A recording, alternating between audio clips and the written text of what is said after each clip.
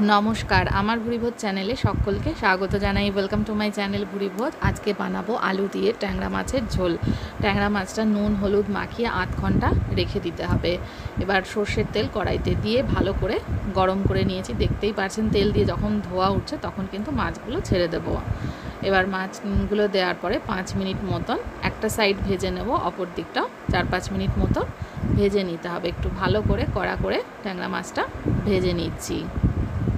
তেল অবশ্যই ভালো করে গরম করে নিতে হবে, নইলে কিন্তু মাছ কড়াইতে দেওয়ার সাথে সাথে কড়াইতে আটকে যাবে, ভালোভাবে ভাজা হবে না। তাই তেলটা অবশ্যই ভালো করে গরম করে নিতে হবে। দেখুন কড়া করে দুটো দিকই কিন্তু ভেজে নিয়েছি। এবার মাছগুলো অন্য পাত্রে তুলে নিয়ে বাকি মাছ একইভাবে ভেজে নেব।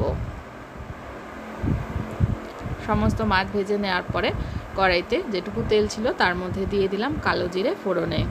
এবার আমি এর মধ্যে দিয়ে দিচ্ছি আলু, একটু মোটা মোটা করে লম্বা করে আলু কেটে নিয়েছি। এবার দিয়ে দিলাম আলুর ভিতরে নুন, আর দিয়ে দেবো এর মধ্যে হলুদ গুঁড়ো। একটু নুন আর হলুদ দিয়ে আলুটাকে ভালো করে ভেজে নিতে হবে।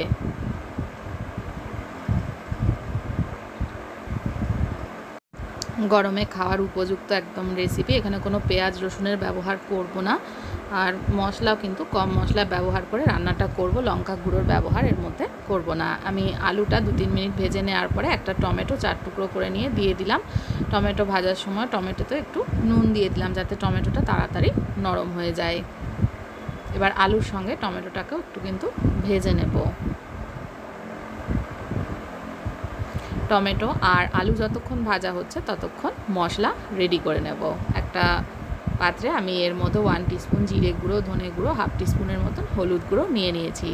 এর মধ্যে একটু জল গুলে রাখবো।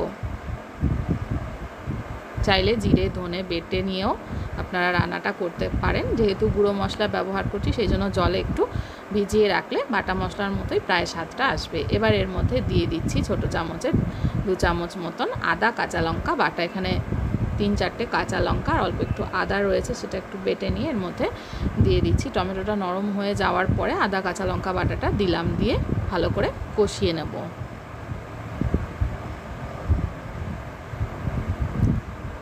ভালো করে কষানো হয়ে যাওয়ার পরে আমি এবার এর মধ্যে দিয়ে দেব যে মশলাটা তৈরি করে রেখেছিলাম জলে গুলে, সেটা অ্যাড করে দিলাম। দিয়ে এবার আবারও মশলা ভালো করে কষিয়ে নিতে হবে। এইভাবে মাছের ঝোল রান্না করলে কিন্তু ভীষণ সুস্বাদু হয়। যে কোনো মাছই এইভাবে রান্না করে নিতে পারেন, পেঁয়াজ রসুন ছাড়াও কিন্তু ভীষণ সুস্বাদু হয়। অবশ্যই এভাবে ট্রাই করে দেখবেন, এবং গরমে খাওয়ার জন্য কিন্তু পারফেক্ট একটা রেসিপি।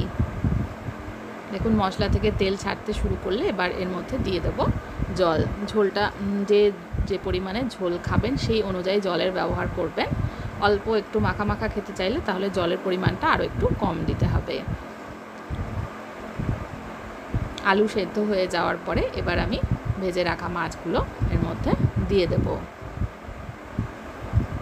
আলাদা করে আর নুন দেব না। আলু ভাজার সময় টমেটো ভাজার সময় কিন্তু বেশ কিছুটা পরিমাণে নুন দিয়েছি, তো আর সেই জন্য ঝোলে নুনের ব্যবহার করব না। যদি আরও একটু বেশি ঝাল খেতে চান তাহলে নামানোর আগে 3-4টে চেরা কাঁচা লঙ্কা অ্যাড করে নিতে পারেন।